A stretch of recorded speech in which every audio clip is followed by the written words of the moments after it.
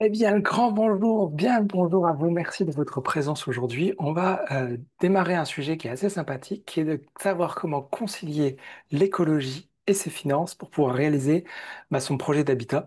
Souvent, on se pose beaucoup de questions par rapport à la maison, son lieu de vie, mais ce qui nous retarde le plus souvent pour pouvoir entamer et réaliser véritablement son projet, c'est ses finances, son budget, comment être suffisamment prêt pour savoir si on passe par une banque, si on fait appel à ses propres économies ou si on passe par d'autres méthodologies de réflexion. Eh bien, toutes ces questions-là, c'est quelque chose qui me revient très souvent et je ne suis pas un grand expert de ce sujet, même si je m'intéresse énormément. Et donc pour ça, je me suis entouré d'un expert du sujet qui est Loïc Viau. Salut Loïc, comment vas-tu? Bonjour Glenn. Eh ben ça va très bien, merci. Cool. Eh ben Merci écoute, de me nommer comme expert. ah bah, de mon point de vue, tu es forcément un expert parce que tu manipules ça de façon beaucoup plus régulière pour aider les gens vraiment à avancer dans le processus de leur projet de financement. Puisque de ton expertise, on est d'accord que, et là je triche, je regarde mes notes, hein, tu es quand même que je dise pas de bêtises, un gestionnaire de patrimoine. Donc, Tout à fait, je suis conseiller en gestion de patrimoine. l'avantage d'être un conseiller en gestion de patrimoine, c'est quoi? C'est que le patrimoine, on peut avoir autant du patrimoine immobilier, donc des bâtiments, que d'avoir un patrimoine qui soit immatériel ou des entreprises ou des fonds d'investissement qu'on va investir à Patrimoine droite à gauche. financier, Exactement. immobilier, effectivement, l'entreprise. Alors tout peut être patrimoine. Sa famille est un patrimoine aussi en quelque sorte. Et l'idée, Et, c'est effectivement de jongler avec tous ces paramètres-là, tous ces actifs-là, pour tirer le maximum de profit. C'est un peu un gros mot, mais en tout cas le maximum de confort pour sa vie. Moi, c'est ce que je vise, mais quelque chose de bénéfique en tout cas. et en fait, souvent, les personnes qui suivent au vivant ont un rapport à l'argent qui est genre non, c'est pas bien et tout ça, mais en même temps, il vous en faut beaucoup pour pouvoir vous acheter un terrain, vous acheter une maison ou acheter une maison à construire. Euh, et faire des travaux, etc. Ça demande un fort investissement. Il y a des coûts pour pouvoir correctement payer l'humain, les artisans, les architectes, le dépôt de permis de construire, etc., etc.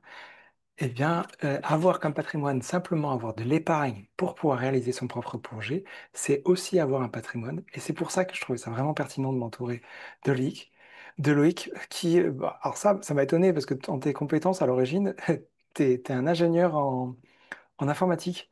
Comme Tout à quoi, fait. on peut partir du monde de l'informatique et mal tourner dans le monde de la finance pour revenir sur du rapport humain. Comme quoi, alors, Tout est possible dans les reconversions, en effet. on est bien d'accord. Et on s'est rencontrés en fait sur un groupe d'entrepreneurs voilà, qui est du côté de Montpellier et qui est en train de grandir sur tout le territoire français, qui permet de rassembler plusieurs entrepreneurs voilà, pour pouvoir essayer d'avancer ensemble. Ce qui est très intéressant dans ce groupe, c'est qu'on est sur un loyer très petit mensuellement, et pourtant derrière le retour sur investissement est dingue. Il y a des cours, d'ailleurs j'ai suivi ton cours que tu vas nous donner peut-être en partie aujourd'hui ici. Il y a des lives et on peut poser ses questions en tant qu'entrepreneur pour pouvoir répondre à pas mal de choses. Et donc moi j'ai eu l'occasion de rencontrer Loïc à cet événement et de réaliser le beau bonhomme qu'il est dans le sens où on dégrossit un peu le blabla, la fioriture autour du financement et on va à l'essentiel pour pouvoir se poser les bonnes questions. Donc Loïc, du coup, je suis enchanté de t'avoir ici et je vois qu'il y a pas mal de monde. Merci d'ailleurs pour ceux qui sont présents. Aurélie, François, Françoise, Marie, Pierre, Valérie, Véronica, Angélique. Merci pour votre présence. Je vais te laisser commencer, Loïc. N'hésitez pas durant toute sa présentation à poser vos questions. On va y répondre soit pendant, si Loïc et moi on trouve que c'est pertinent. Évidemment, on va faire en sorte de répondre à toutes vos questions à la fin. Donc, c'est ça l'honneur d'être présent en direct. Et si vous devez partir ou quoi que ce soit, le replay, donc l'enregistrement de cette vidéo, ne sera accessible que et uniquement maintenant dans le groupe Telegram. J'essaye de recentrer toute la communauté sur Telegram pour pouvoir favoriser en fait une communauté et qui soit au courant tous en même temps des bonnes informations qui vont se dérouler pour les prochains webinaires qui vont arriver avec Au Vivant. Et je vous en parle à la fin. Loïc, je te laisse la parole, la main si tu veux partager ton écran. C'est à toi. Il est partagé là?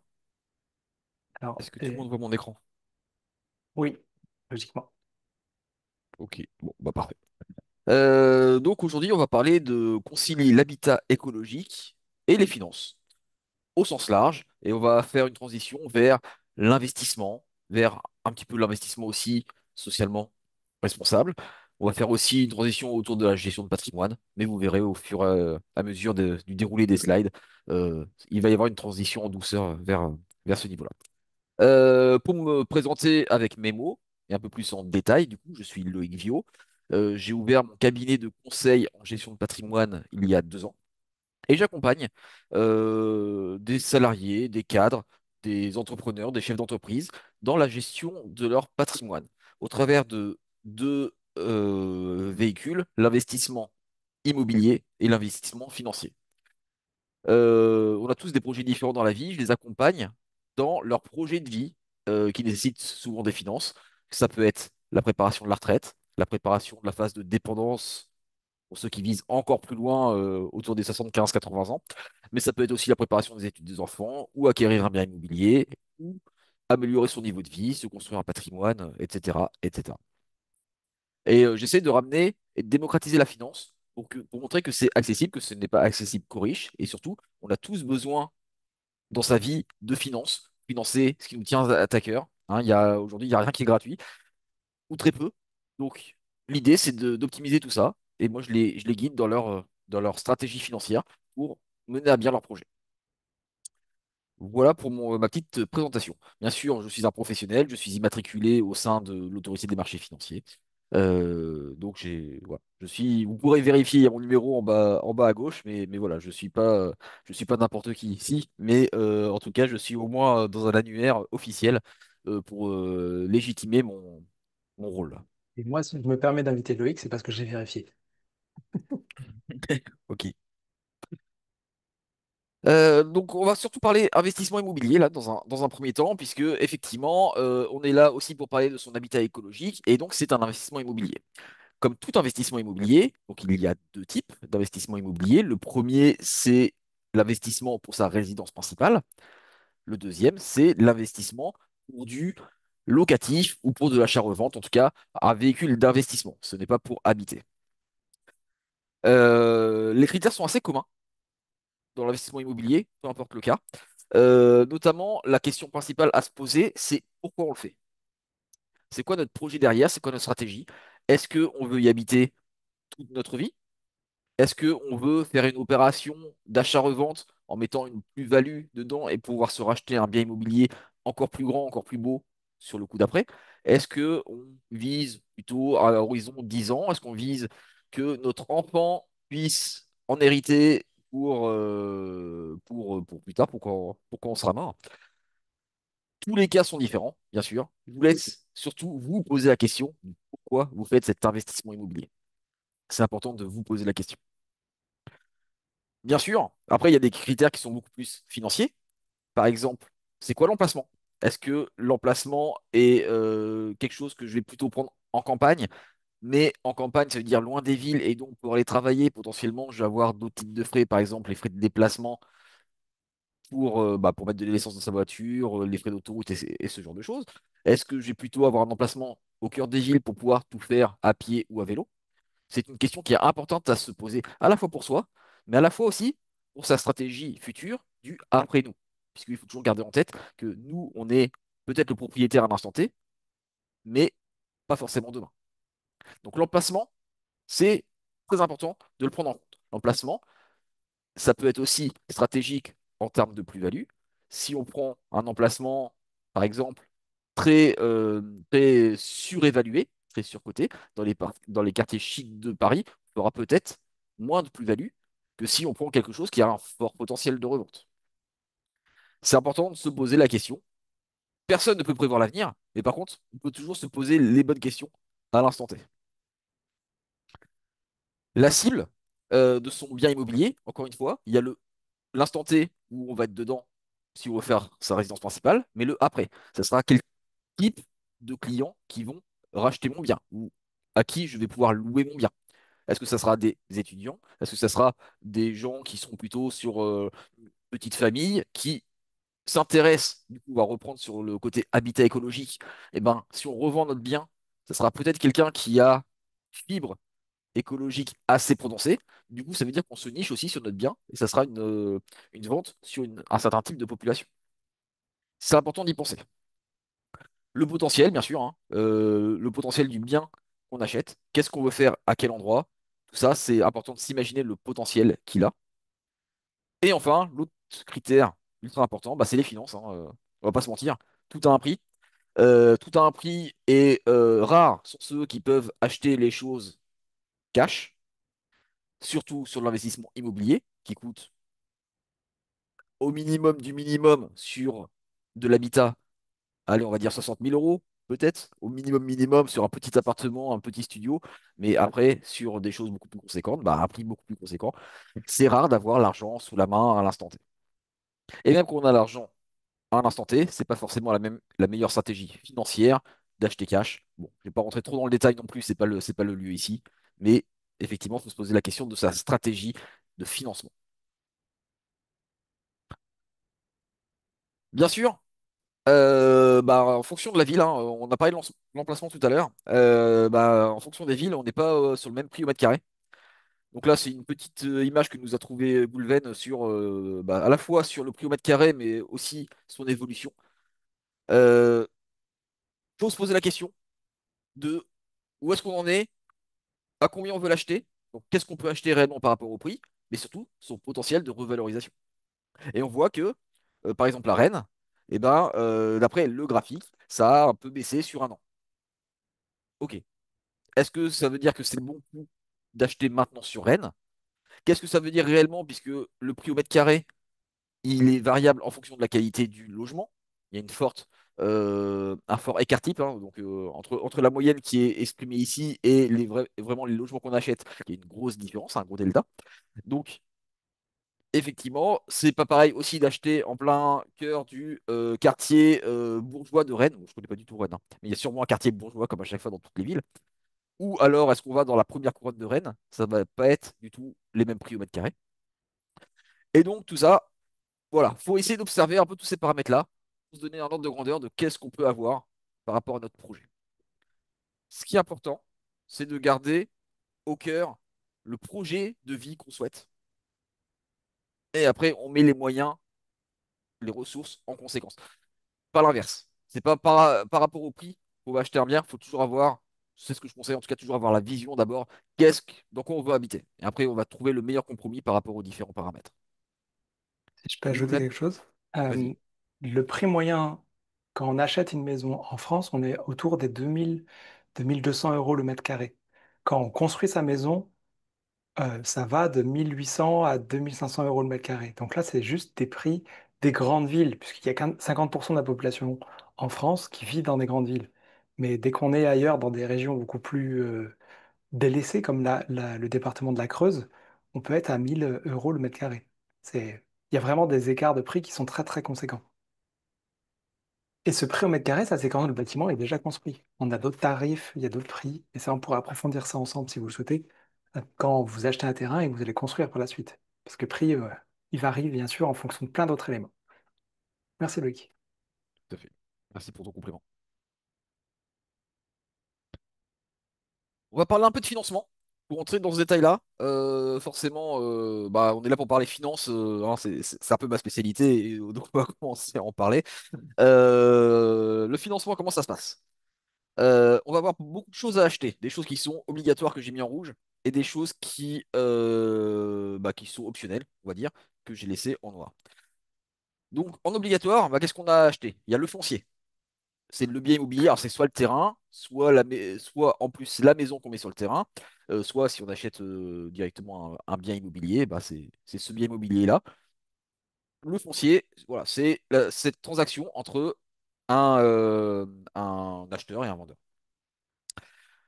Bien sûr, associé à ce foncier, la banque va nous demander une garantie qu'il va falloir financer. Cette garantie, ça peut être soit une caution, soit une hypothèque, ça va être ce qui va garantir à la banque, même en cas d'impayé, en cas de décès, en cas de plein de choses, qu'il sera toujours remboursé. Donc, on met en place une caution ou une hypothèque. Bon, je ne vais pas rentrer dans le détail de la différence entre les deux, c'est pas forcément le lieu, mais il y a ça à prévoir dans les coûts. l'autre coût on peut pas y réchapper, les frais de mutation, donc les frais de notaire, qui sont sur de l'ancien. J'ai pris que le tarif sur l'ancien, ils sont de l'ordre de 8,5% du prix du foncier. Donc hors travaux. Sur du neuf, c'est beaucoup moins cher, mais c'est neuf et du coup, on paye d'autres choses quand c'est neuf, hein, bien sûr. Et les frais de dossier, parce que quand on fait un dossier de crédit dans une banque, ils nous prennent bien sûr des frais de dossier pour avoir étudié notre demande. Ça, c'est des choses qui sont obligatoires quand on demande un crédit à la banque. On ne peut pas y couper. Et après, il y a toutes les choses qui sont optionnelles. Les travaux, bah, c'est optionnel. On n'est pas obligé de les faire. On peut les décaler dans le temps. On n'est pas obligé de se les faire financer. On peut faire les travaux soi-même. L'ameublement, bah, c'est pareil, c'est optionnel. Les frais de déménagement, c'est optionnel. On peut les intégrer dans le crédit ou pas. Tout ça, c'est au choix. Mais ça à prévoir quand même dans les coûts. Ça a décidé de combien on veut mettre sur cette partie-là. Les frais d'agence, bah, soit on cherche notre bien immobilier nous-mêmes, soit c'est une agence qui va le faire pour nous. Bah, l'agence, elle va prendre 5% à peu près du prix du foncier. Bon, les prix sont variables par agence, mais voilà, on peut compter autour de 5%. Et enfin, pour avoir le meilleur crédit possible sur la Terre, en tout cas sur la France, eh ben un courtier. Un courtier, c'est pas négligeable, c'est assez intéressant. Ça va aller chercher les bonnes options, ça va aller chercher la bonne banque par rapport à notre profil, mais ça se paye. Ça se paye, donc c'est ça, ça en plus, on va devoir intégrer dans notre financement qu'il faut prévoir. Et c'est environ 2 000 € un courtier, en moyenne. Voilà, ça c'est tout ce qui va falloir financer. Avec deux parties. Le premier, c'est l'apport que la banque va nous demander. Et le deuxième, c'est l'emprunt bancaire. La banque, pour nous prêter, souvent, elle demande 10% du financement global. C'est pas 10% juste pour nous embêter, c'est 10% pour garantir que votre projet est suffisamment sérieux et que vous avez les reins solides pour pouvoir acquérir un bien immobilier. Pourquoi? Parce qu'acquérir un bien immobilier, on passe de locataire à propriétaire de résidence principale, on va avoir beaucoup de frais en plus. On va voir la taxe foncière, on va avoir des travaux qu'il va falloir assumer nous-mêmes, il va y avoir la partie propriétaire. Et ben, si on n'a pas les reins solides, on va se retrouver en insécurité financière. Et la banque, c'est pas ce qu'elle souhaite. La banque, c'est notre ami. C'est une façon de voir la chose, hein. Je sais que tout le monde prend les banques pour des ennemis. Moi, j'essaie de redorer un peu le blason de la banque, même si je suis pas banquier. La banque, elle est là aussi pour nous mettre en sécurité financière. Elle n'a pas envie de nous appeler tous les mois pour nous dire que vous êtes à découvert, monsieur, c'est pas bien. Non, elle aime pas ça, la banque, hein. Le banquier, il préfère pas. Donc, non, l'objectif, c'est d'être en sécurité financière. Et donc, effectivement, il demande qu'on puisse prouver qu'on a 10% d'apport à mettre dans le projet. En fonction des banques, on va pouvoir les mettre ou pas les mettre, ces 10%. C'est-à-dire que souvent, quand on les met, la banque finance le foncier et nous, on finance tout le reste avec notre apport.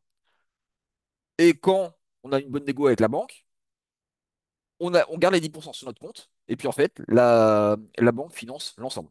Ce qu'on appelle les financements à 110%. Ça n'empêche pas de garder ce matelas de sécurité, du capital, qu'on aurait pu mettre en apport, pareil, mais finalement c'est la banque qui prend.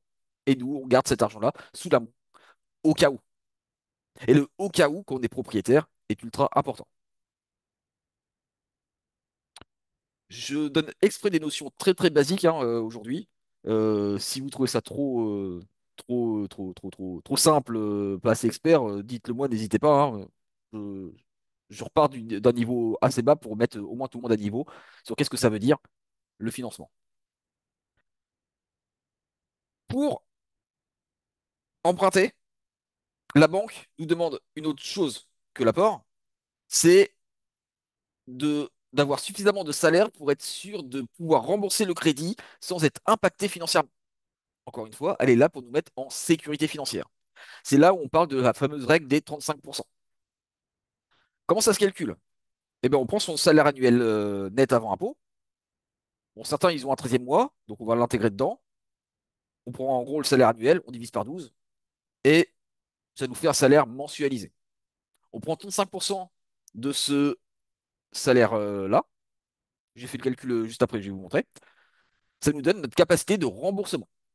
Cette capacité de remboursement, c'est sans nous mettre dans le rouge.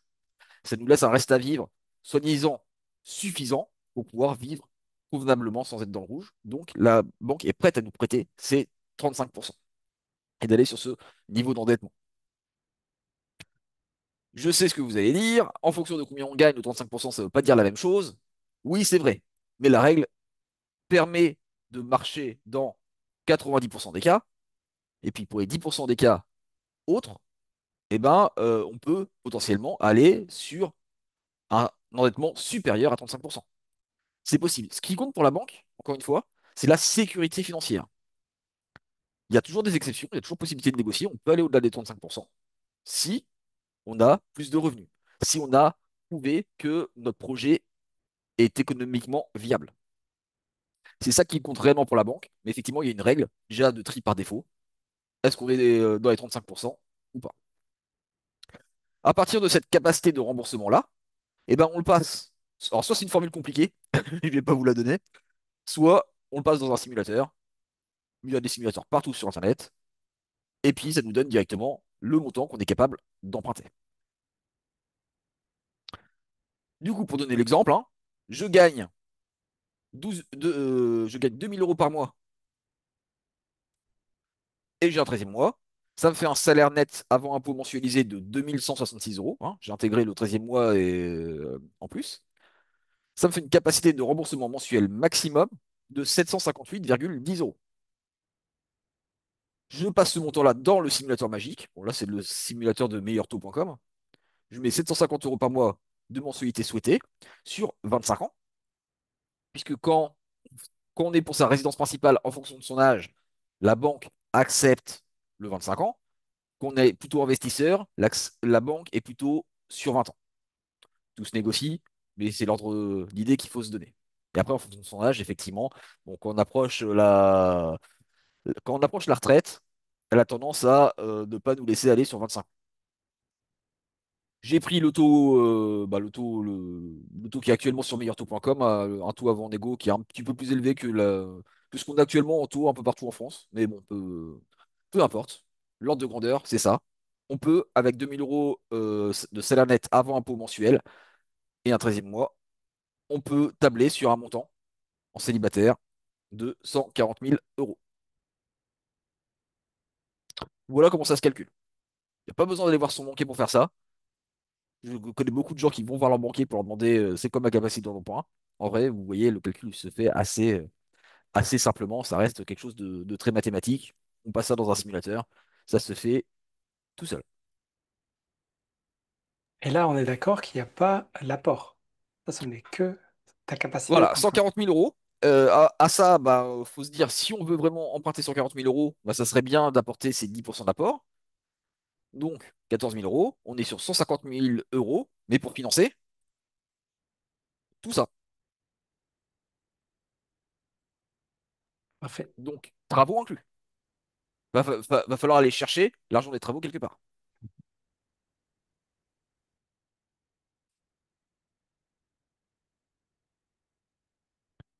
Je continue. Du coup, comment ça se passe après? Une fois qu'on a son crédit, eh ben, on va rembourser.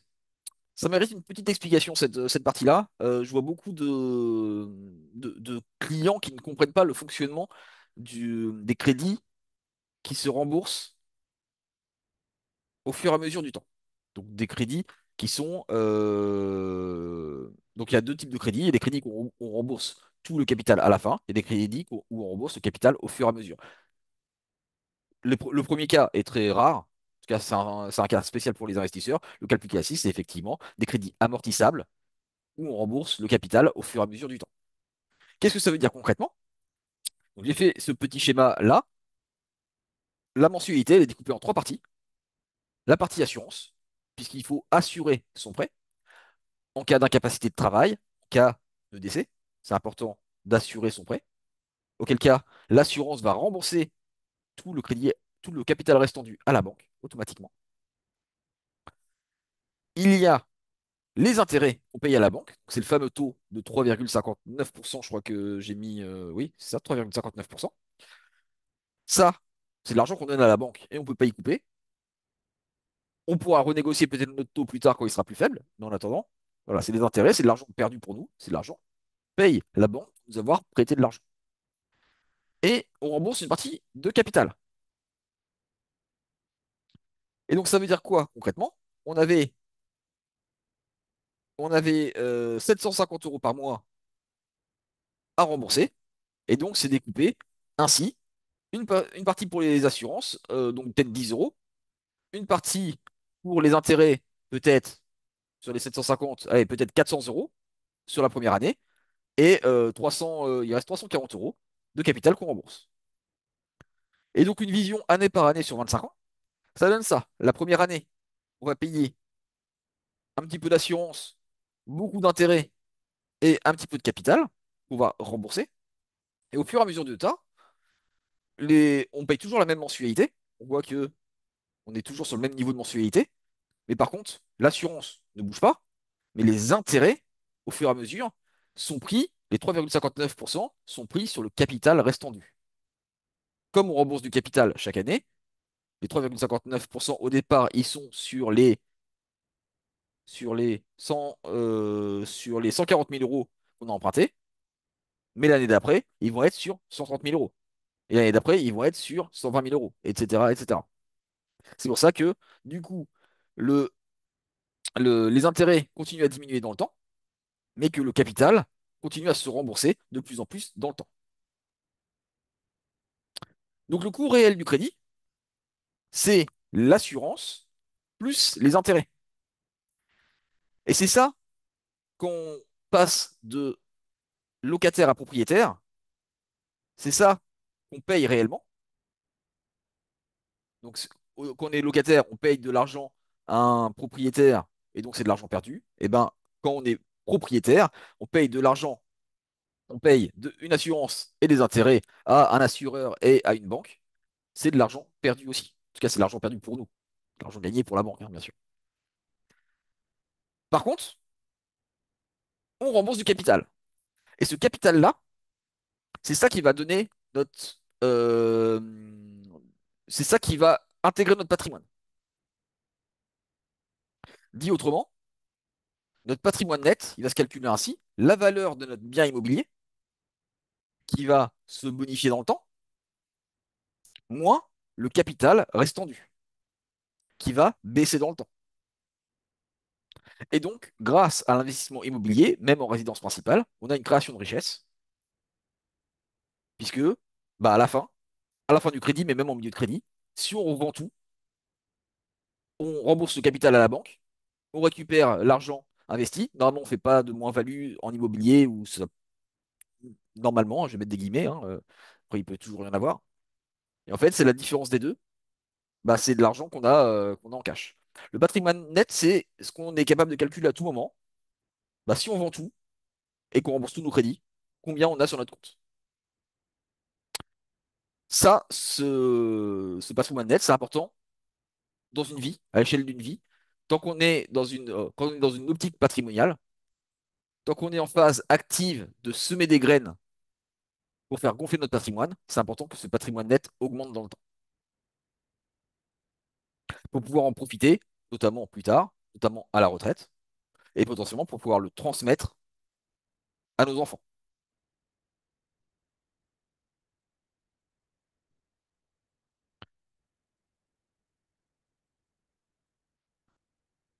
Est-ce que c'est clair là-dessus? Je vais faire une petite pause hein, sur cette partie financement. Je viens de poser la question, vous pouvez répondre soit dans le chat, soit en activant votre caméra en faisant un yes. Ça peut être sympa aussi de se voir. Euh, pour moi, c'est assez clair. En plus, il y a Rodrigo qui fait un pouce là, tu vois. Il y a, Euh, il y a un élément quand même assez important dans ce que tu présentes, c'est qu'on se rend bien compte que la part du bâtiment perd de sa valeur parce qu'on doit payer des intérêts. Donc, il faut qu'on aille le chercher dans son capital, dans la valeur immobilier, en fonction de son emplacement, etc., pour pouvoir compenser l'investissement qui est fait en payant la banque. Tout à fait. Fran- Effectivement, Françoise dit très clair, Colette très clair, Marie oui. Voilà. Ah, j'entends souvent les gens dire, quand ils passent de locataire à propriétaire, je paye deux fois plus en tant que propriétaire que ce que je payais avant en tant que locataire. C'est vrai, déjà, parce qu'il y a l'assurance et les intérêts à payer, il y a la taxe foncière, il y a bah, les travaux, la maintenance du bien immobilier. Donc on paye plus, peut-être, mais par contre, on capitalise. Et donc c'est ça qu'il faut réellement comparer. Et c'est pas juste la mensualité qu'on rembourse. Oui, effectivement, la mensualité qu'on rembourse, elle est peut-être plus élevée que quand on était locataire. Peut-être que là, on rembourse 750 et avant, on avait une location à 600 euros. Mais pour autant, on capitalise tous les mois de l'argent grâce à ça.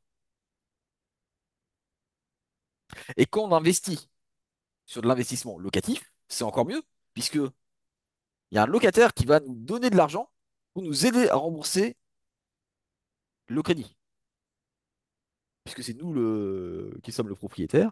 Donc, un locataire va nous aider à payer le crédit. Donc, c'est encore mieux. Mais effectivement, en résidence principale, bon, à moins de sous-louer une chambre, on a tout à fait le droit de faire, de diviser sa résidence principale en plusieurs parties avec des logements éventuellement indépendants ou avoir une chambre pour un étudiant, je sais pas, il y a plein de possibilités hein, qu'on est propriétaire. Ça peut nous aider aussi à payer le crédit. C'est une façon aussi de décider de faire un mix des deux. Une résidence principale, peut-être un peu plus grande, peut-être euh, un peu plus technologique, un peu plus écologique, un peu plus cher, mais on compense avec, ok, bah, finalement, je vais m'enlever du confort, je vais héberger quelqu'un, et ça va me payer un petit loyer complémentaire qui me permettra de compenser cette différence-là. Toutes les stratégies sont possibles, bien entendu.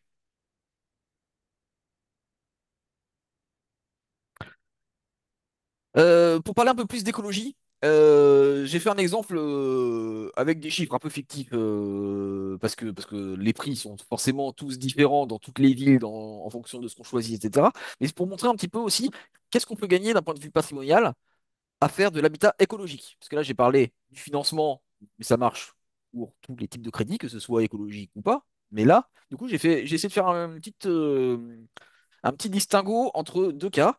Le cas de Julien qui a une maison standard, non écolo, qui coûte un certain prix, et Goulven, qui lui, Goulven, c'est un fan d'écologie. Sa maison, elle est toute 100% écolo. Je suis sûr qu'il a même des toilettes sèches chez lui. Non, je sais pas ça. Non, bon, bah, ok. Ah, je me suis trompé alors. Il y Mais aura un financement aux toilettes sèches à prévoir. Mais voilà, deux cas, deux salles, deux ambiances. Et du coup, voilà, juste pour présenter une façon de voir les choses qui est un peu différente et qu'on voit pas dans les manuels. Donc, Julien, avec ses maisons standards, bah, il va acheter des radiateurs standards. J'ai pris que du matériel, du matériel bas de gamme, enfin du matériel standard, on va dire, mais qu'on peut comparer en termes d'écologie. Et sur quoi on va agir en termes d'écologie? Bah, les radiateurs, le chauffe-eau et l'isolant. Allez, pour prendre trois exemples simples. Donc voilà, si on fait un petit sur une maison standard de Julien, mais il va peut-être dépenser 17 000 euros avec ce type de matériel. Donc ça semble pas très cher. Par contre, Goulven, lui, il va acheter une pompe à chaleur nouvelle génération, il va acheter des panneaux photovoltaïques, il va prendre de l'isolant de qualité. Bah, lui, ça va lui coûter beaucoup plus cher. Lui, c'est pas 17 000, c'est 55 000. Heureusement, Goulven, il a des aides. Parce que voilà, l'État aide à financer, soit avec des prêts à taux zéro, soit même en donnant des petits chèques écologie. Ça, c'est cool. Donc, ça lui en fait. rénovation, on n'a pas Ok. ces chèques en construction neuve. Je... Potentiellement. Mais le cas marche. Enfin, le cas marche. Bah, j'ai pas fait ce distinguo-là. Mais effectivement, là, ça peut parler de rénovation. On peut faire la même chose sans les aides. C'est pas tant mon sujet. Mais en tout cas, effectivement, on peut prévoir des aides. Mais ça nous fait. Allez, ça va nous faire un coût de- en différence, hein, 17 000 d'un côté, 45 000 de l'autre. Partons là-dessus. Par contre, la consommation énergétique, elle est pas, bah, c'est pas la même. Julien, il va payer, lui, 260 euros par mois. Il est peut-être tout électrique avec des vieux grippins. Bah, c'est 260 balles par mois qu'il va mettre pour EDF. Et ça, c'est de l'argent perdu. Alors que Goulven, lui, bah, il va être peu énergivore.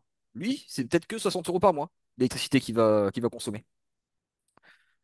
Donc ça fait une différence tous les mois de 200 euros par mois qu'il a dans sa poche.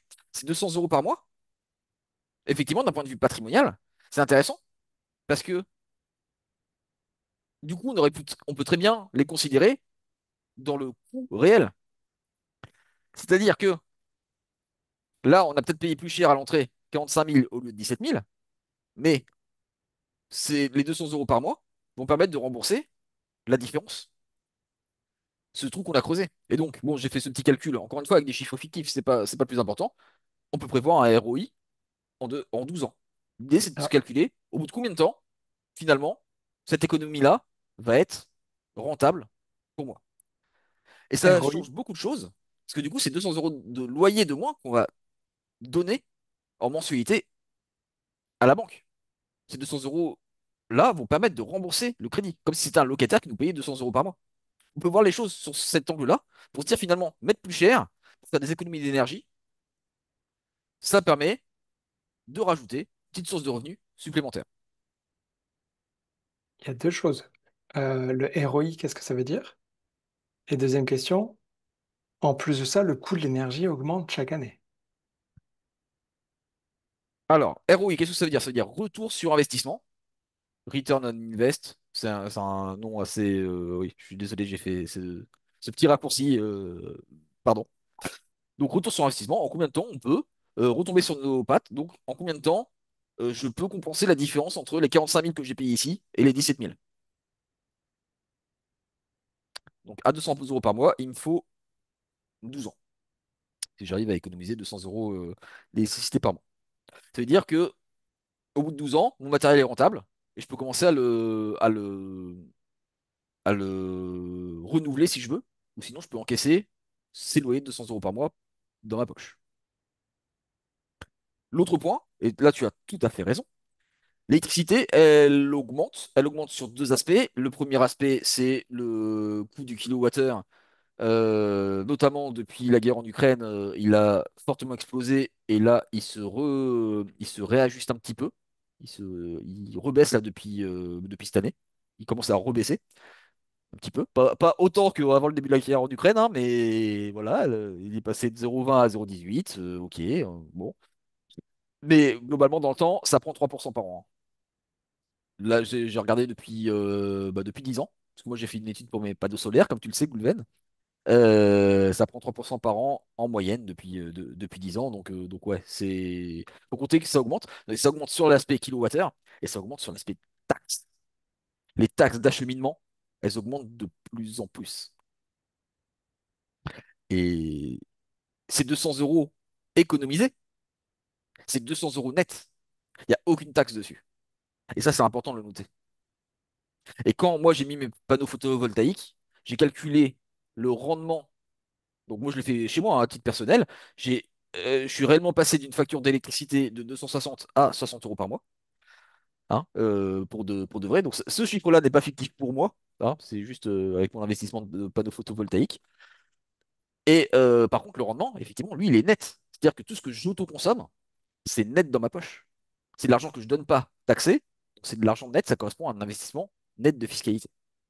Et ça, c'est imbattable parce que quand on fait un investissement, peu importe le type d'investissement aujourd'hui qu'on fait sur les marchés financiers, sur l'immobilier, etc., on est toujours taxé. On est taxé avec l'impôt sur le revenu.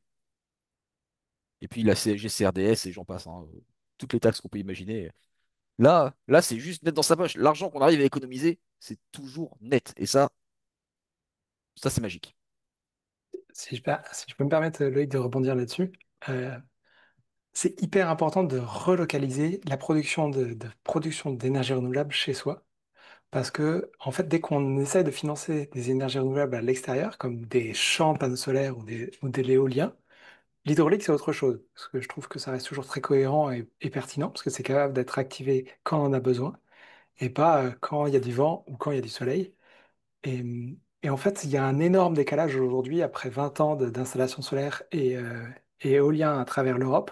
On a un problème de production par rapport à la consommation. Et donc la France produit plus à des moments où il n'en a pas vraiment besoin. Et donc, il y a un moment de tarif d'achat où on ne peut pas stocker l'énergie, ou à peine, pas très peu en tout cas.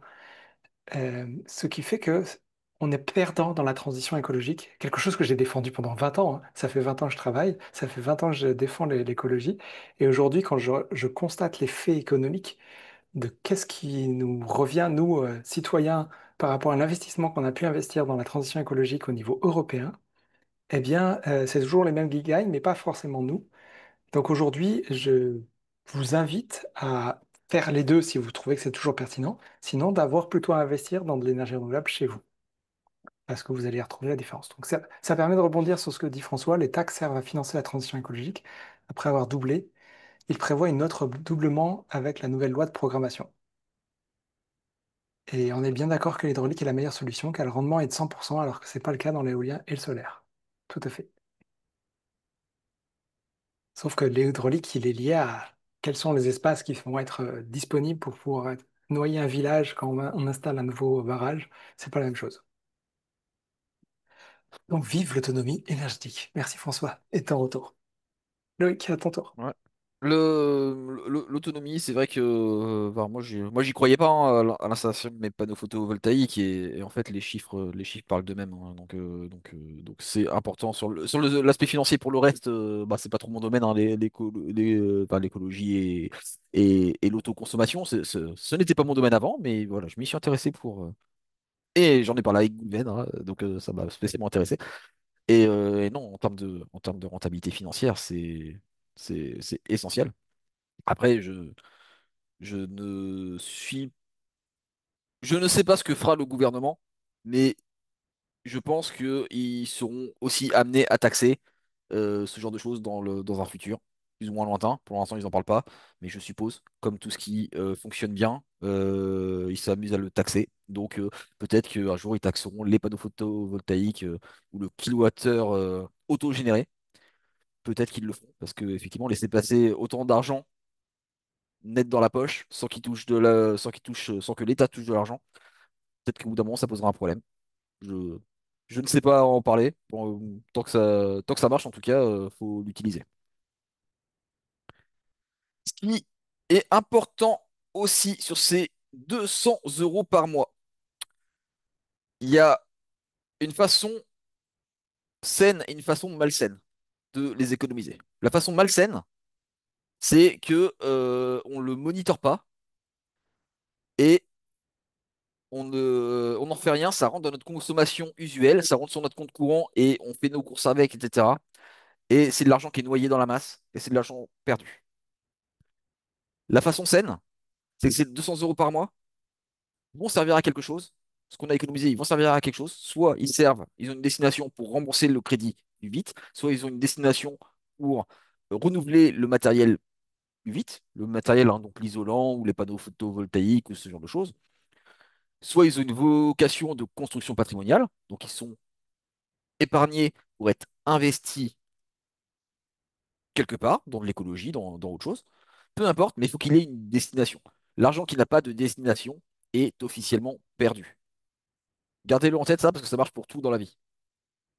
Si vous ne monitorez pas l'épargne que vous faites, elle est juste perdue. Si vous faites des économies fiscales, mais que vous ne récupérez pas cette économie fiscale pour le mettre dans un compte dédié à l'investissement, un compte d'épargne dédié même, l'argent est perdu. L'argent est noyé dans la masse et on n'a rien construit au final.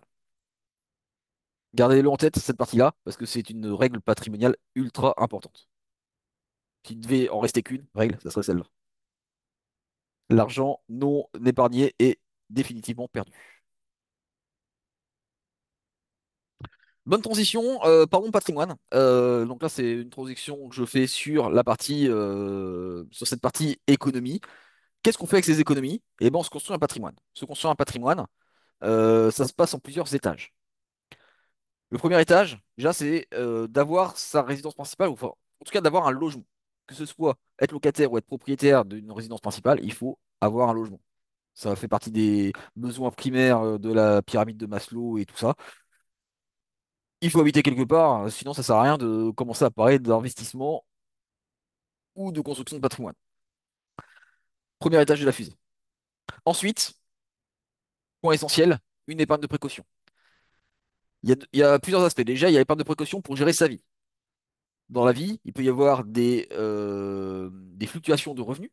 Quand on est entrepreneur, on sait ce que c'est, il y a beaucoup de fluctuations de revenus. Quand on est salarié, bah, on peut perdre son emploi, on peut avoir des primes qu'on attendait qui ne viennent pas, on peut avoir des décalages de paie, ça arrive aussi. C'est important de se mettre en sécurité financière et d'avoir un matelas qui nous permette d'absorber. Ça, c'est en tant qu'individu. Ensuite, en tant que propriétaire, il y a des charges qui doivent être amorties quand elles tombent. Et donc là, j'entends des pannes, par exemple, sur un chauffe-eau, des pannes sur une voiture. Bah, si on a besoin de se doucher à l'eau chaude, il faut qu'on soit capable de réparer très vite s'il y a une panne. Qu'on soit capable de réparer le chauffe-eau dans l'heure, peut-être pas, mais en tout cas dans la semaine. Donc c'est important d'avoir toujours cette épargne de précaution qui est disponible, qui n'est pas investie, qui est juste sur des comptes. Ça peut être les livrets bancaires, ça peut être une assurance vie avec un fonds en euros, peu importe. Mais l'idée, c'est d'avoir de l'argent qui est disponible, en tout cas, pour amortir les chocs et les imprévus de la vie. Et ensuite, pour parler d'investissement, ça se passe au-dessus. L'idée, c'est d'investir sur les projets financiers qui nous tiennent à cœur pour l'avenir. Qu'est-ce qui nous tient à cœur? Bah, peut-être que la retraite, elle sera plus petite que ce que j'ai aujourd'hui en rémunération. Il faut que je prévoie de compenser cette perte de revenus. Euh, Peut-être que mes enfants, ils vont avoir envie de faire des études. Bah, les études, ça va me coûter plus cher que le coût de mon enfant qui habite chez moi. Il faut que je prévoie une enveloppe pour financer les études de mes enfants. Ça peut être, je veux investir parce que j'ai envie de m'enrichir ou de transmettre du patrimoine à mon enfant. Il va falloir que je construise des briques. Ces projets-là, plus on va avoir de temps devant nous pour les réaliser, moins l'effort sera grand et plus on va pouvoir faire travailler cet argent sur différentes classes d'actifs. Les différentes classes d'actifs, ça peut être de l'immobilier ou les marchés financiers ou un mix des deux. Et moi, j'invite tout le monde à aller investir sur les deux piliers à la fois. Toujours de l'immobilier, c'est très important. Pourquoi? Parce que l'immobilier, c'est quelque chose de tangible sur lequel on a un vrai bâti. Alors, même si c'est pas de l'immobilier résidentiel, il y aura toujours des locataires pour habiter quelque part. Ça, oui, on le sait. Pour autant, l'immobilier commercial est tout aussi important. Il y aura toujours des centres commerciaux pour aller faire ses courses. Les hôpitaux, c'est tout aussi important. Il y aura toujours des hôpitaux et on peut investir dans les hôpitaux. On peut investir dans les résidences vacances, etc., etc. Peu importe dans quoi on investit, l'idée, c'est d'avoir un pilier assez immobilier. Et après, les marchés financiers, effectivement, ça permet d'avoir de l'argent liquide qui est utilisable à tout moment. On peut acheter des actions d'entreprise et on peut prêter de l'argent à des entreprises ou à des États. C'est une façon d'investir. Plus on se rapproche en termes d'horizon de temps de l'échéance du projet. Par exemple, les études de ma fille a 11 ans, là, les études vont commencer à partir de ses 18 ans. Donc j'ai 7 ans. Je peux faire travailler l'argent avec un peu plus de risque parce que j'ai le temps d'amortir le risque. Plus l'horizon de temps est proche, j'ai un projet dans 2 ans. Donc ça, c'est un apport pour ma maison écologique Taguigulven dans 2 ans. J'ai pas beaucoup de temps pour le faire, que 2 ans. Donc l'effort sera grand, mais en plus, j'aurai pas le temps de faire beaucoup travailler sur les marchés financiers. Je ne peux pas prendre trop de risques. C'est important de bien identifier l'horizon de temps par rapport à ça. La retraite, bon, j'ai 42 ans, j'ai au moins 25 ans devant moi. Et ben, je peux commencer à investir une petite somme maintenant parce que elle va travailler fortement sur les marchés financiers. Et en plus, l'effort sera moindre si je commence à investir une petite somme tous les mois dès maintenant. Voilà le principe de l'investissement et de la construction patrimoniale. Enfin, on peut rajouter, pour rajouter de la performance sur son patrimoine, des classes alternatives de tout type. Ça peut être du crowdfunding immobilier, ça peut être des cryptos, ça peut être des matières premières, peu importe. L'idée, c'est d'aller chercher soit de la performance, soit de la diversification pour aller un cran plus loin. J'invite pas forcément mes clients à le faire. Les plus téméraires y vont. Ceux qui ont beaucoup de patrimoine y vont. Maintenant, les débutants, je les invite pas à le faire. La partie marché financier immobilier suffit largement pour pouvoir, de tous mes clients, pour pouvoir assurer l'ensemble de leurs projets. On le finance largement avec les marchés financiers et l'immobilier. Euh, oui, Oui, toi qui William? as un peu l'habitude, est-ce qu'il y a moyen de pouvoir faire de l'investissement immobilier ou de l'investissement en bourse? Parce que je comprends que l'alternative, peut-être que c'est encore trop loin, mais est-ce qu'il y a moyen de faire un investissement qui soit plus éthique, plus écologique, plus engagé? J'en parle après. Voilà. Euh, Ce qui est important de garder en tête aussi quand on crée un patrimoine, ça se conserve. Ça peut avoir de la variation dans le temps, mais un patrimoine, ça se conserve. On a commencé à créer un patrimoine. L'objectif, c'est de le conserver toute sa vie et de le transmettre. Donc, il y a trois phases dans la création d'un patrimoine. La phase où on sème, ce qu'on appelle la phase active pendant qu'on travaille, hein. La phase où on en profite, on utilise les fruits de notre patrimoine. Le patrimoine a fructifié, on utilise ses fruits. Donc là, par exemple, on a fini de rembourser, on a acheté un appartement, on a mis un étudiant dedans, on a remboursé le crédit toute la vie pendant 25 ans. On arrive à la retraite, les loyers, ils rentrent directement dans notre poche, on n'a plus le banquier à payer. Donc on profite de ces rentrées d'argent. Donc ça, c'est la phase, on va dire, de retraite. Et la dernière phase, c'est la phase de transmission. On va transmettre à qui on veut, à notre conjoint, à nos enfants, un peu des deux, à la famille si on veut, notre patrimoine. Aujourd'hui, la transmission d'un patrimoine, c'est la première source de richesse en France. Je sais qu'il y a des gens qui sont contre l'héritage, il y a des gens qui sont pour. C'est pas le débat. Le, le point principal, c'est qu'aujourd'hui, factuellement, les gens s'enrichissent plus grâce à l'héritage que grâce au travail. Donc, laisser un héritage à nos enfants, c'est pas déconnant. Et en termes de finances transgénérationnelles, c'est ce qui marche le mieux, du coup. En tout cas, c'est démontré aujourd'hui. Tant que l'héritage n'est pas trop taxé et tant qu'on gagne peu d'argent avec le travail. Et mieux on va construire notre patrimoine, plus nos enfants et nos petits-enfants, etc., auront une meilleure vie. Et François nous dit, c'est aussi en France où l'héritage est le plus taxé, certes, mais il y a plein de sources d'optimisation de la transmission du patrimoine qui fait que on peut s'en sortir plutôt bien, surtout sur les patrimoines de la classe moyenne.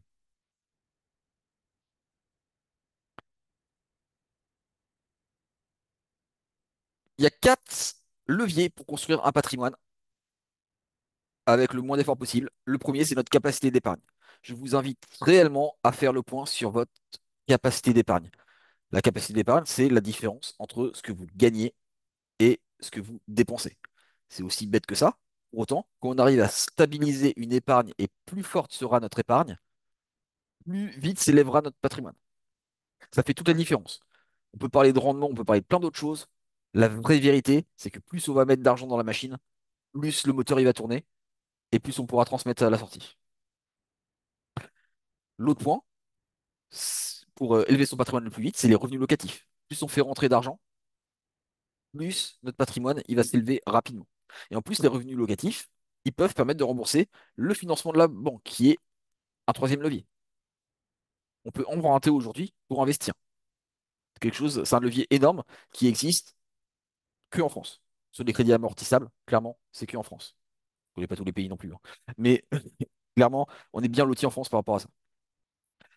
Et le quatrième levier, qui est plutôt utilisé sur les classes moyennes et plus, c'est la fiscalité. La fiscalité, il y a moyen d'optimiser. Aujourd'hui, on paye des impôts. L'impôt va au gouvernement et le gouvernement en fait des choses. Mais aujourd'hui, on peut choisir où est-ce qu'on met notre fiscalité. On peut investir dans certaines choses. Et en fait, cette fiscalité va nous permettre de construire du patrimoine. Donc, on a possibilité d'optimiser notre patrimoine grâce à la fiscalité. Voilà, il n'y a que quatre leviers pour élever notre patrimoine. Et après le reste, une fois qu'on a un patrimoine, peu importe sa taille, on va aller chercher la diversification pour sécuriser notre patrimoine, faire en sorte qu'il soit un peu présent partout pour ne pas subir une crise locale sur un des secteurs. Et on va chercher de la sécurité, bien sûr, pour ne pas risquer de perdre de l'argent.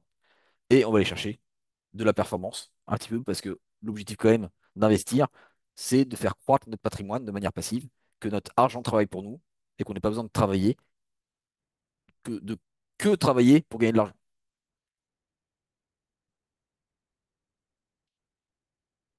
Et enfin, pour répondre à ta question, Goulven, l'investissement éco-responsable.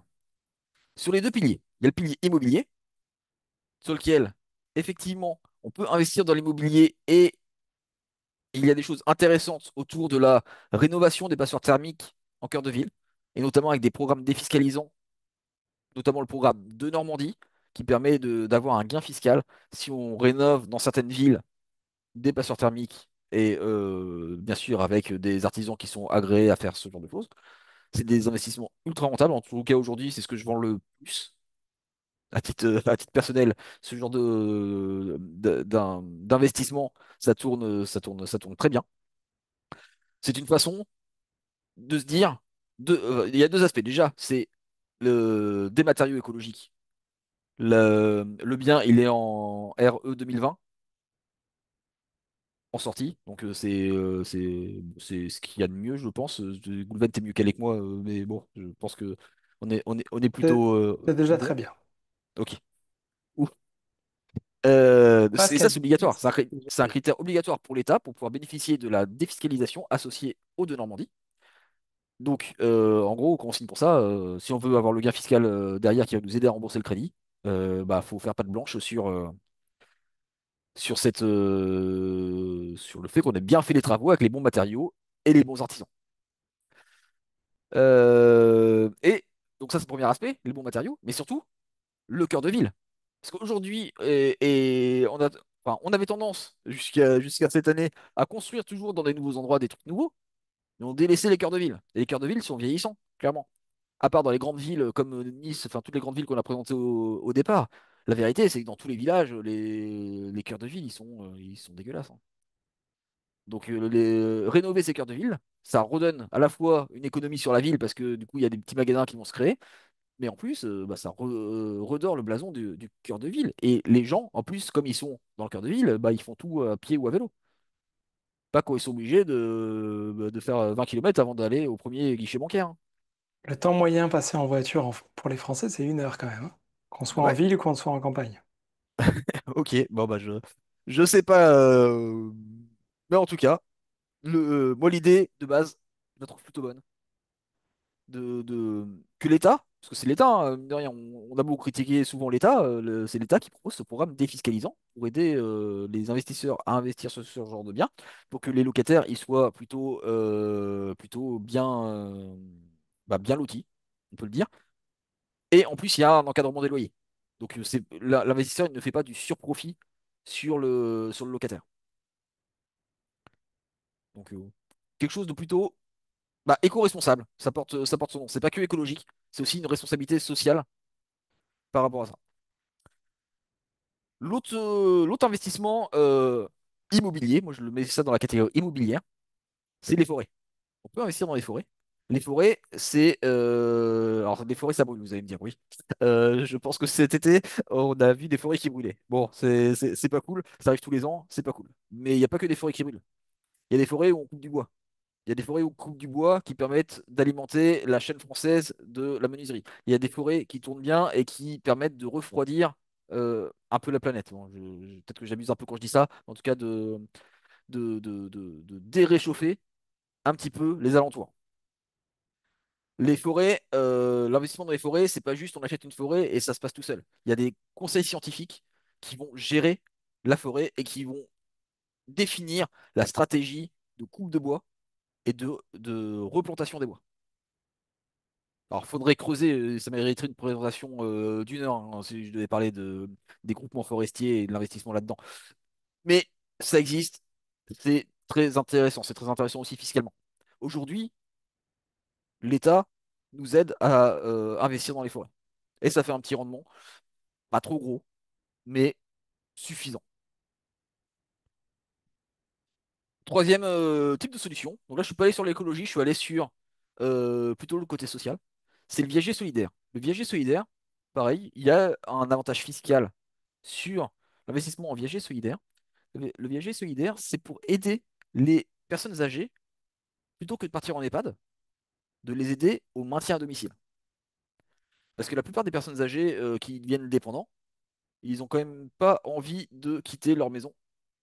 Ils préféraient avoir une gentille infirmière qui vienne tous les jours s'occuper d'eux, une gentille aide ménagère et une gentille aide cuisinière, je sais pas si on dit comme ça, pour s'occuper d'eux. Et ben en fait, ce programme de viager solidaire nous permet de faire tous les travaux qui vont bien pour maintenir la personne âgée à domicile et de lui provisionner tous les services dont il a besoin pour vivre chez lui. C'est des investissements qui sont tout aussi intéressants, qui sont sponsorisés par l'État. Voilà ce que je peux dire sur la partie immobilière que ce que j'ai identifié là comme ça sur, on va dire pour de l'investissement éco-responsable. Sur la partie financière, qu'est-ce qu'on peut faire? Ben, on peut investir dans des entreprises qui sont soit déjà depuis leur naissance, depuis leur création, 100% écolo, et ça il y en a, et il y en aura toujours. Soit investir dans des entreprises qui ont besoin de financement pour la transition énergétique, pour leur propre transition énergétique. Et aujourd'hui, j'en discutais avec un client ce matin, on a lancé le débat, on n'était pas d'accord. Des entreprises comme Total, aujourd'hui, ils font peut-être des dégâts en Afrique, et ça, on peut tous le reconnaître. Pour autant, en termes d'investissement pour la transition, pour leur transition énergétique, eh ben, ils y mettent les moyens. C'est une entreprise qui est très marron et qui essaye de tendre au vert, qui a besoin de moyens financiers pour y aller. C'est sûr que s'il n'y a aucun investisseur qui investit dans Total pour les aider dans la transition énergétique, ben, il ne se passera rien. Donc c'est aussi une solution. C'est une façon de voir les choses. Je ne sais pas comment vous positionnez là-dessus. Moi, j'écoute, mais effectivement, ça a tout autant de vertu pour moi d'investir dans une entreprise qui est déjà verte pour la maintenir au vert que une entreprise qui est marron qui veut transitionner vers le vert.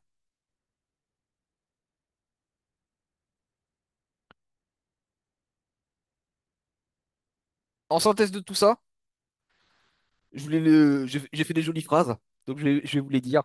Investir dans l'habitat écologique, ce n'est pas seulement un acte citoyen, c'est aussi une stratégie patrimoniale intelligente qui va sécuriser l'avenir de votre famille et la valeur de votre patrimoine. Gardez ça en tête, parce qu'en fait, tout ce que vous construisez dans votre habitat écologique, c'est des matériaux qui sont durables, qui vont pouvoir être conservés dans le temps. Ça va vous faire des économies conséquentes en termes d'énergie. Ça va vous faire aussi des économies en termes de renouvellement du matériel que vous achetez, parce que le matériel est prévu pour durer plus longtemps. Et en plus de faire ce geste pour la planète, vous faites aussi pour vous, pour votre patrimoine. Vous serez plus viable, plus économiquement viable dans le temps. Voilà ce que je voulais vous dire pour aujourd'hui. Et vous pouvez me retrouver sur les réseaux. Je vous ai fait des jolis QR codes. Si vous avez envie de me scanner, je suis présent sur LinkedIn, sur Instagram ou j'ai mon site web, tout simplement.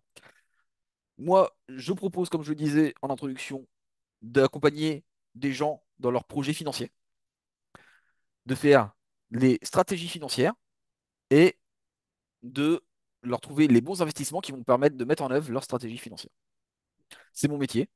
Et puis voilà, je vous invite, si vous le souhaitez, si vous souhaitez travailler avec moi, bah, de prendre contact avec moi. Le rendez-vous est offert, il n'y a pas d'engagement. On peut en discuter et voir si votre projet est viable et si je peux vous aider, bah, on en discute. Voilà. Et je vous remercie pour votre attention et j'attends vos questions si vous avez des questions avec, avec hâte. Super, merci Loïc. Est-ce que tu peux enlever ton partage d'écran? Et euh, Oui. j'ai pu partager le lien de ton LinkedIn Ouais, pour au cas où ok. si les gens étaient sur leur téléphone. Mais, euh, mais par contre, j'ai pas trouvé tout de suite ton Instagram. Donc, si tu l'as sous la main, n'hésite pas à l'écrire. Après, Ok. moi, j'ai précisé que c'était sans publicité. L'objectif, c'est que vous ayez l'information, mais en même temps, Loïc, il offre gracieusement son temps. Donc, si vous avez aimé sa présentation, c'est cohérent aussi d'aller prendre, enfin, je dirais, d'étudier son profil, soit LinkedIn, soit sur Instagram, puis ensuite, bah, de voir si vous voulez prendre un rendez-vous avec lui pour discuter. Moi, je l'ai fait. Et à la fin de la discussion, j'ai fait, bah, en fait, je pense qu'on va aller plus loin et on va faire une masterclass ensemble. Et c'est comme ça que on se retrouve ensemble ce soir aussi. Parce que c'était un vrai plaisir d'échanger avec Loïc et de se rendre compte de la complémentarité. Après, Loïc, il connaît pas tous les investissements écologiques. Moi, je ne connais pas la structure. Donc, si une fois que vous avez la structure du travail avec Loïc, ensuite, si vous cherchez des investissements dans certaines choses, moi, je peux vous orienter, vous proposer des pistes, comme par exemple avec la forêt primaire pour la forêt, qui est promue par un botaniste extraordinaire qui s'appelle Francis Allais. Mais c'est voilà, c'est une des possibilités. Tout ce blabla, c'était en attendant vos questions, donc n'hésitez pas à poser vos questions. Et il y a une remarque de lui qui est Total n'est pas plus critiquable que les autres compagnies pétrolières. Il faut comprendre que l'ensemble de l'économie, c'est de l'énergie transformée. Et aujourd'hui, l'extraction pétrolière et le charbon sont les énergies les moins chères. Donc, c'est difficile de rester compétitif dans ces énergies. On est bien d'accord. Et je ne sais pas combien de temps ça va durer encore, mais je suis persuadé qu'il existe d'autres formes d'énergie et peut-être qu'un jour, on va y avoir enfin accès à grande échelle et qu'on arrêtera de polluer à ce grand niveau-là. Mais la pollution, elle se fait à l'échelle aussi des grandes personnes qui sont extrêmement riches, des pays qui sont extrêmement riches, dont la France fait quand même partie. Mais quand on regarde l'impact du CO2, si on prend comme unité de mesure le CO2, ce qui n'est pas forcément la meilleure direction, la France correspond à 1% de l'ensemble des émanations de CO2 dans le monde. Par contre, quand on ramène ça juste au territoire français, le bâtiment est un des postes les plus polluants après les transports. Donc dans les transports, il y a les déplacements avions à l'intérieur du pays, les véhicules, et ensuite on a le bâtiment. Moi, j'ai pas voulu me lancer sur le monde du transport, même si j'y ai réfléchi quand j'étais jeune. Je trouvais que ça allait trop changer, ça allait trop bouger, alors que individuellement, chacun d'entre nous a le pouvoir de changer les choses dans son lieu de vie. Et c'est pour ça que ça fait 20 ans que je me suis focalisé là-dessus et à vouloir m'entourer de différents experts de différentes thématiques dans le monde du bâtiment. Et aujourd'hui, j'ouvre enfin la thématique de la finance, qui était une des thématiques qui était peu abordée chez Ovivant. On l'aborde un petit peu également avec le financement participatif qui vient compléter ce que vient de présenter Loïc. Mais ça, c'est destiné aux étudiants. Donc voilà. Est-ce que vous avez des questions? Est-ce que ça a été clair pour vous? Est-ce que la peur que vous aviez d'avoir à faire un crédit bancaire euh, ça vous a peut-être motivé en disant, bah, en fait, je vois mieux qu'est-ce qu'il y a à l'intérieur et donc je me sens plus à même de me lancer dedans. Et surtout, la conclusion du message de Loïc, c'est est-ce que vous avez bien vu l'écart qu'il y a entre, bah, si on prend l'exemple de Julien et l'exemple de la maison avec le prénom Goulven, pourquoi pas de se rendre compte quand même d'avoir à investir quand on est dans un bâtiment à rénover. Dans la construction neuve, on oriente face assez rapidement quand même sur du performant puisqu'on doit respecter la RE 2020. Et donc on est plus, enfin, on n'est pas favorisé, on est obligé d'atteindre le 60 euros par mois d'électricité, puisque la norme nous impose un peu un niveau de performance assez conséquent. Cependant, on peut quand même construire RE 2020 et avoir des factures d'électricité bien plus conséquentes, parce que ben, on peut ne pas être à l'écoute correctement des artisans, etc. Je m'attendais à plein de questions. Je suis étonné de votre part que vous soyez pas plus curieux que ça. Angélique, Béatrice, Colette, François, merci François pour tes remarques, je le souligne. Françoise, Marie, Martine, Paquita, Pierre, Rodrigo, Tibiche, Valérie, Véronica, je suis étonné que vous n'ayez pas plus de questions que ça par rapport à votre budget, comment valoriser votre épargne, etc. On a envie d'en savoir plus sur votre projet. Béatrice se dit, un sujet intéressant sur lequel il est important de se pencher. Merci à tous les deux. Investir sur l'écologie, c'est aussi investir sur sa santé. On est bien d'accord.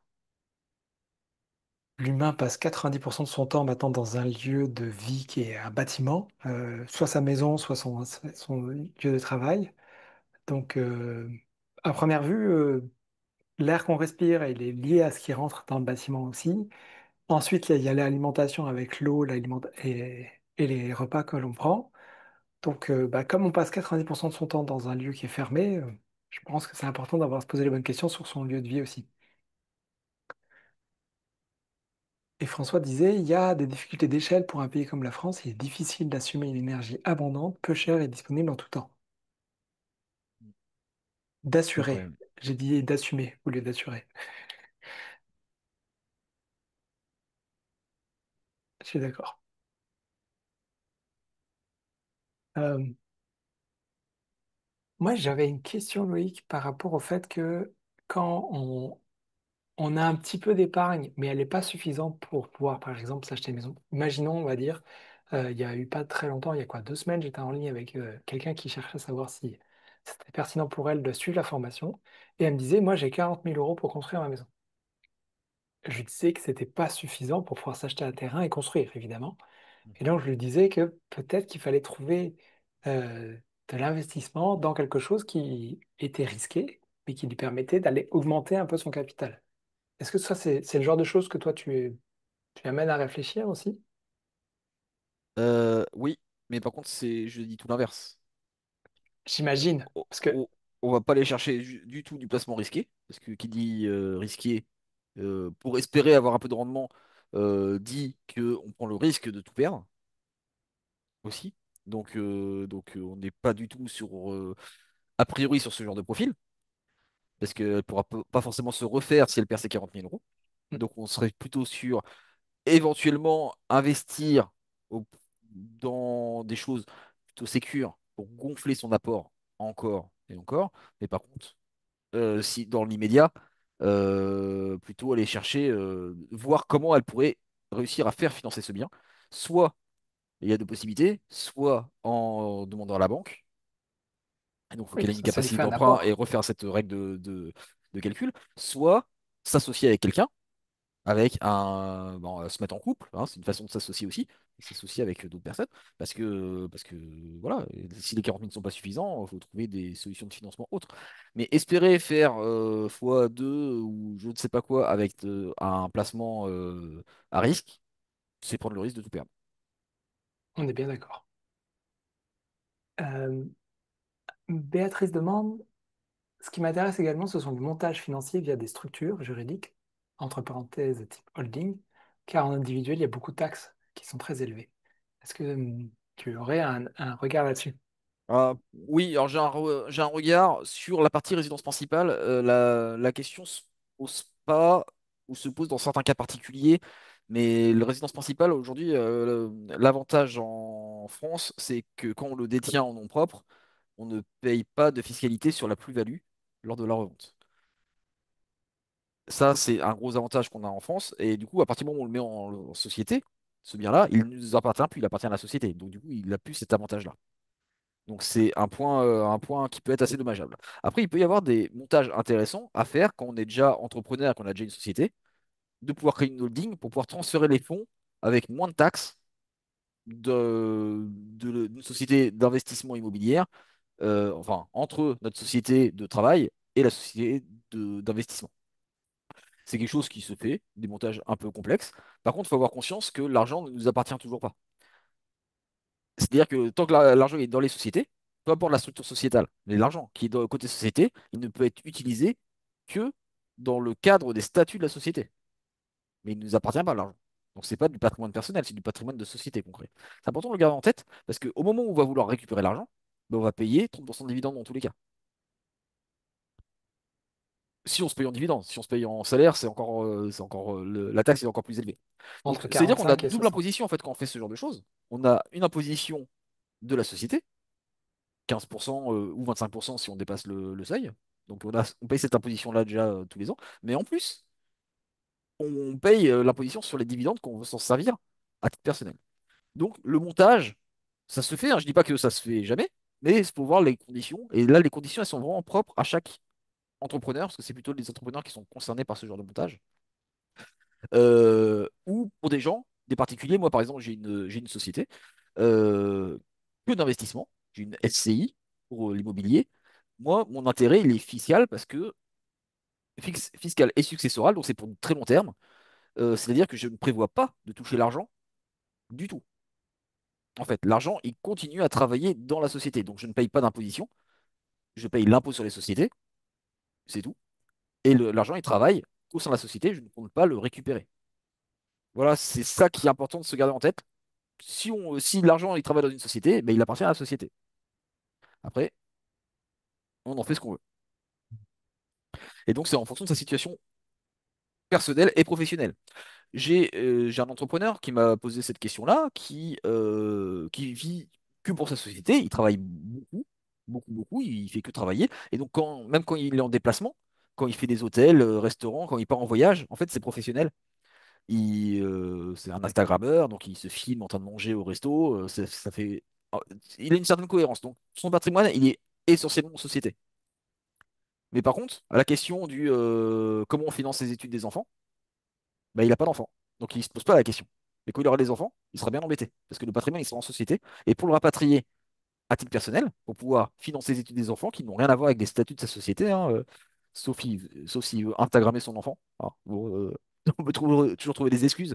Mais le point principal, c'est que non, pour financer les études des enfants, pour financer son enfant, pour financer le niveau de vie personnel, il faut récupérer de l'argent à titre personnel. Ça, c'est la loi. Et le risque, on peut toujours ne pas respecter la loi, mais on a un risque quand même de redressement fiscal. C'est pas forcément souhaitable d'avoir cette épée de Damoclès sur la tête, hein. Mm. Donc voilà. Avoir la situation, hein, on peut pas, on peut pas donner une réponse ferme et définitive parce qu'il y a toujours des cas où ça marche.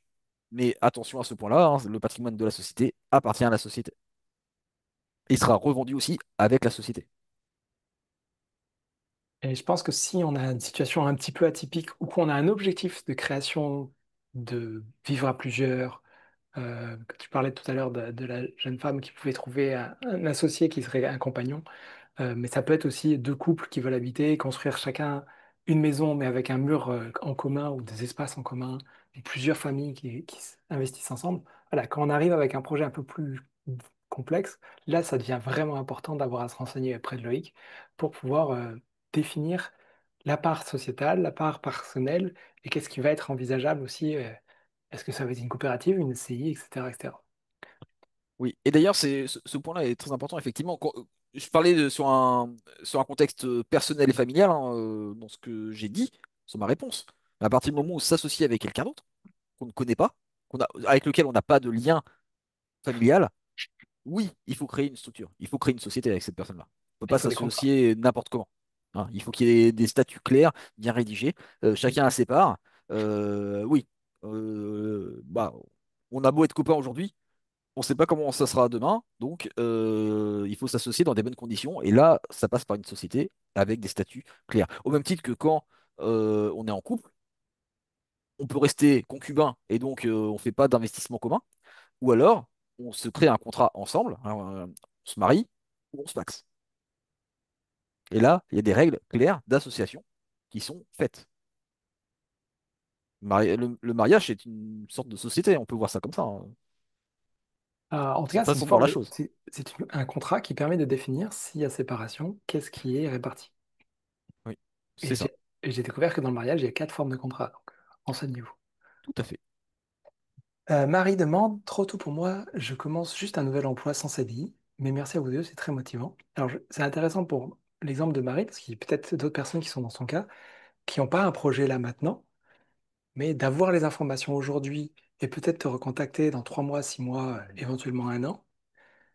Déjà, dans tous les cas, j'espère qu'au vivant, Eloïc sera présent pour pouvoir répondre à ta question dès que ce sera le bon moment pour toi, malgré qu'il existe toujours une opportunité d'avoir à bien se renseigner en amont pour pouvoir s'assurer de dire, OK, ben en fait, la direction que j'aimerais donner à mon futur, ce serait ça ou ça. Loïc, comment je me prépare pour que si ça passe sans CDI, donc si ça passe en CDI, par exemple, si c'est ton objectif, hein, ou etc., ben, voilà, d'anticiper un maximum, prendre du temps au téléphone avec Loïc ou avec moi, c'est toujours pertinent faut envisager. En plus, tous les deux, on est fous, on vous donne du temps gratuitement parce qu'on aime ça et qu'on aime l'humain et qu'on fait ça avec grand plaisir. Du temps et de la valeur. Ah ben ça, de toute façon, on est passionnés tous les deux, donc Ok. c'est- Mais en tout cas, oui, c'est pas parce qu'on est en CDI, qu'on est en CDD, que, on ne peut pas commencer à préparer son avenir. Ça, c'est le point à garder en tête, hein. On ne sait pas comment sera l'avenir. On ne sait pas si tu trouveras un CDI plus tard, Marie. Par contre, ce qui est sûr, c'est que il faut commencer à avoir son plan et mettre de côté pour son plan dès que possible. C'est ça qui compte. c'est clair. Un message de Valérie, si j'ai de l'épargne qui ne rapporte pas grand-chose dans le livret, quel pourcentage de mon épargne je devrais investir pour diversifier mon épargne? Ah, alors c'est pas en pourcentage que je raisonne là-dessus. L'argent sur les livrets, ça doit servir de matelas de sécurité. Donc la question à te poser, c'est avec quel montant sur mon livret je me sens en sécurité financière? La sécurité financière, il faut que ça puisse gérer tous les imprévus euh, immédiats. Une panne de voiture, une panne de chauffe-eau, une absence de revenus pendant quelques temps en fonction de ta situation, hein, bien sûr. Si tu es entrepreneur, voilà, les revenus sont suffisamment pas stables dans le temps qu'il faut gérer beaucoup plus de matelas. Et après, soit tu le fais au doigt mouillé, soit après, il y a des règles mathématiques où certaines personnes disent entre 3 et 6 mois de dépenses à garder sur les livrets. Et donc, c'est pas un pourcentage. Dès que tu as sécurisé ça, tout le reste, tu peux l'investir. Si tu as besoin que de 5 000 € pour tenir ce matelas de sécurité-là, tout ce qui est au-dessus de 5 000, tu peux commencer à l'investir. Si tu n'as pas encore les 5 000, tu peux commencer à investir, mais garder toujours une enveloppe mensuelle qui va remplir ton matelas de sécurité en même temps. Tu peux aussi avoir pour pouvoir commencer à mettre le pied dedans. Mais c'est important de rester en sécurité financière, tout le temps, tout au long de ses investissements. Parce que l'argent qui est investi, il est dans le patrimoine, et l'objectif du patrimoine, je le rappelle, je le redis, l'objectif c'est de ne pas y toucher, sauf pour exécuter son plan. Son plan qui peut être l'acquisition de la résidence principale écologique de nos rêves, peu importe. Mais le patrimoine, on n'y touche pas du tout, pas pour les imprévus de la vie, pas pour... non, on n'y touche que pour les choses qui sont planifiées. Colette demande, certaines entreprises qui ont des besoins proposent que l'on prête de l'argent plutôt que d'emprunter sur des circuits bancaires. Elle a eu cette proposition au bout de deux achats à une entreprise d'une vingtaine de salariés. Intéressant. Je pense que c'est un Ouais. cas Moi, spécial. alors, méfiez-vous d'un point. Je le dis souvent. Investir dans une entreprise, ce n'est pas pareil que d'investir dans un fonds qui investit dans les entreprises. Je précise mes propos. Si on investit dans une entreprise, on prend quand même le risque que l'entreprise s'écroule.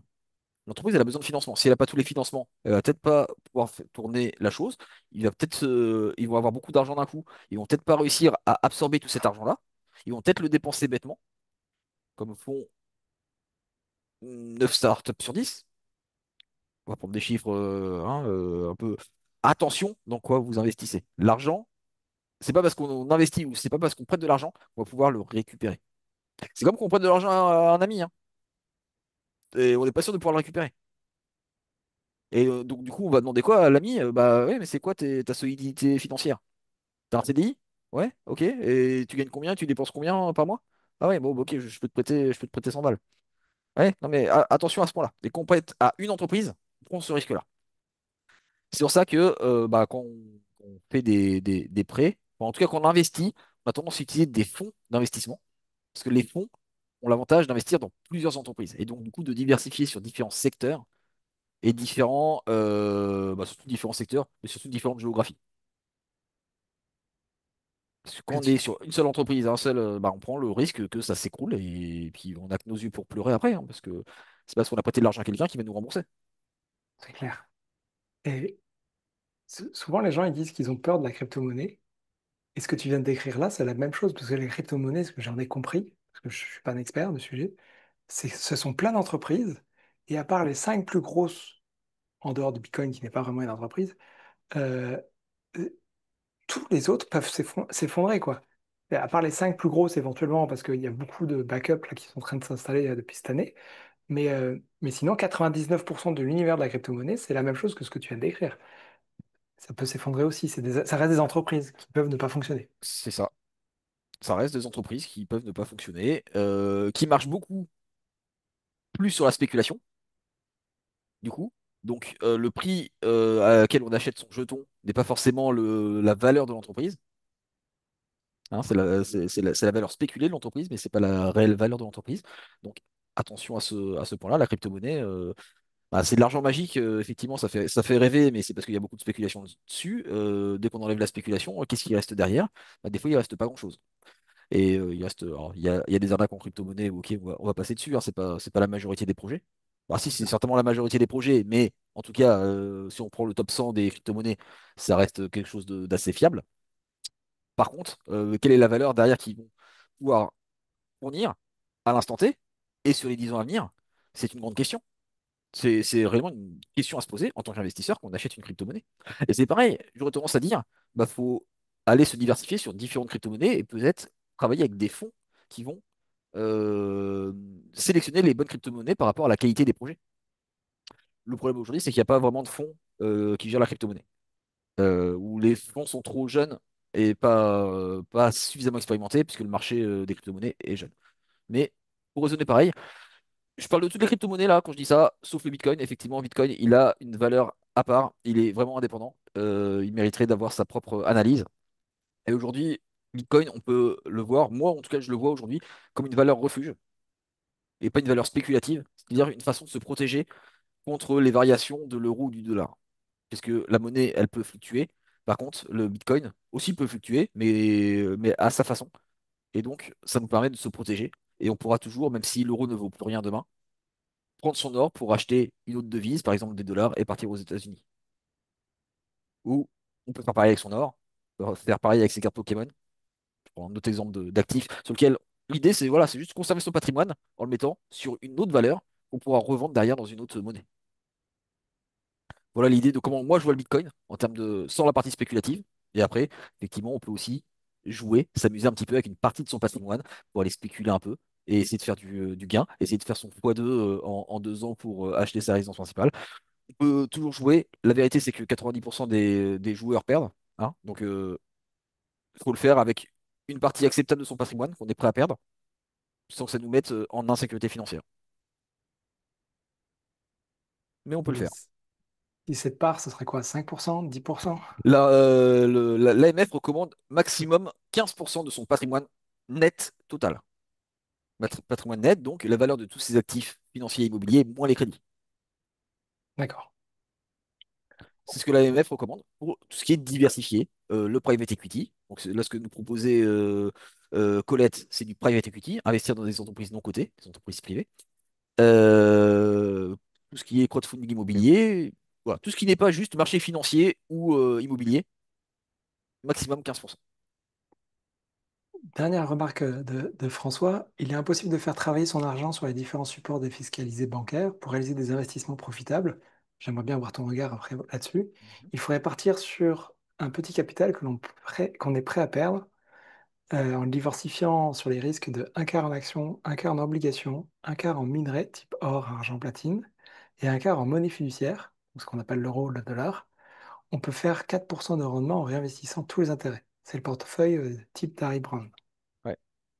C'est une stratégie passive qui montre qu'on a conscience que les marchés financiers au global fluctuent. Et il y aura toujours un des marchés qui sera en crise et les autres marchés qui pourront performer. Et les marchés vont se compenser les uns les autres. Les portefeuilles 4 temps, donc c'est pas le seul à en avoir. Alors, je connais pas Harry Brown, mais il y en a plusieurs qui ont créé des portefeuilles 4 saisons de ce type-là. Ça marche très bien sur le long terme, en effet.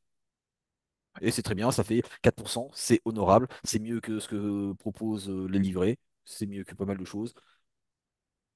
C'est une façon d'investir de manière simple.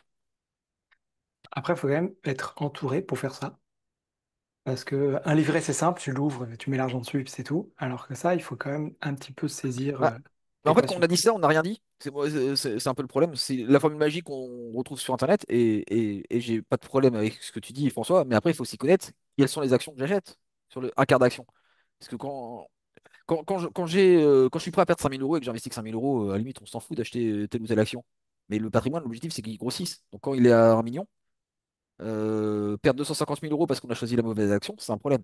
Et c'est là où il faut aller travailler avec des fonds qui vont aller sur un ensemble d'entreprises. Il faut que ces fonds-là soient de qualité parce qu'ils peuvent aussi mal gérer notre argent.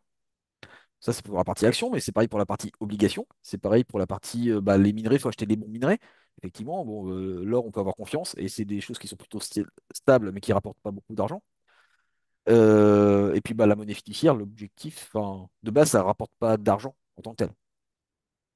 C'est juste de la conservation de valeur. Donc voilà, attention dans quoi on investit aussi. Mais on peut se faire accompagner ou alors il y a des formations très bien sur Internet aussi, hein. Si on veut pas la creuser plus que ça suffit. Et après, ce qui est important, c'est aussi de creuser par rapport au horizon de temps, parce que là, c'est de l'investissement effectivement patrimonial. Donc l'objectif, c'est juste de transmettre, hein. Ça, c'est d'avoir un investissement très long terme, hein, un portefeuille 4 saisons. Mais entre-temps, on a des projets. Et entre-temps, on va acheter sa résidence principale. Entre-temps, on va financer les études des enfants ou avoir sa retraite. Et donc là, c'est bien d'avoir quelque chose qui travaille pour ces horizons de temps-là. Et pas juste pour du lointain ou de la conservation, de la transmission à 100%. Et ça se travaille au cas par cas. Mais le portefeuille 4 saisons est très intéressant, hein, en tant que tel. Il a prouvé sa valeur dans le temps. Écoute, Loïc, un grand merci déjà pour toutes ces réponses, pour ton temps, pour cette petite masterclass qui nous permet de remettre un peu les éléments clés. On voit qu'à la fin, on ouvre quelques boîtes de Pandore et on voit que c'est insondable le niveau de connaissance que tu as qui permettrait d'aller beaucoup plus loin, au-delà de peut-être les premiers niveaux qu'on a pu voir au début. Donc, si ça vous a plu, selon la vitesse à laquelle vous avancez dans votre projet, prenez les coordonnées. Je vous remets le lien de LinkedIn de Loïc si vous voulez prendre contact avec lui.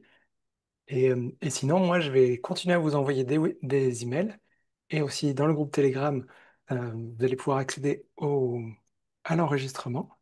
Je le mets tout de suite ici. Yvan, voilà, pour ceux qui n'avaient pas encore le lien, allez, j'ai oublié le HTTPS. Excusez-moi.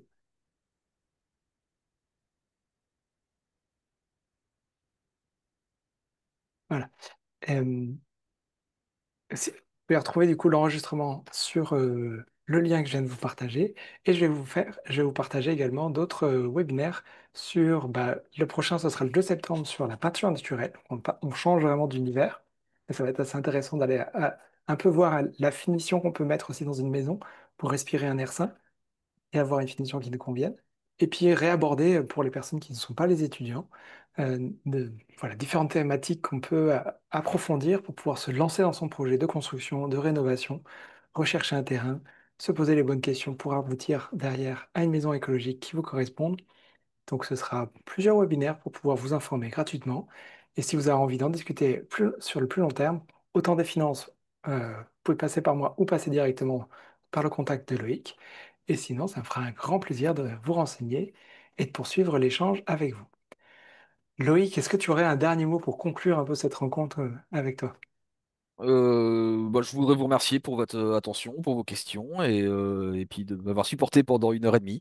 C'était un plaisir d'être là avec vous, donc j'espère que ça l'était aussi pour vous. Moi, ça l'a été en tout cas. J'ai adoré l'échange. Merci beaucoup, Loïc. Et tu as plusieurs merci qui défilent dans le chat. Hop. À tout bientôt. Je vous souhaite une très belle soirée, un bon appétit et bientôt pour la suite. Ciao, ciao!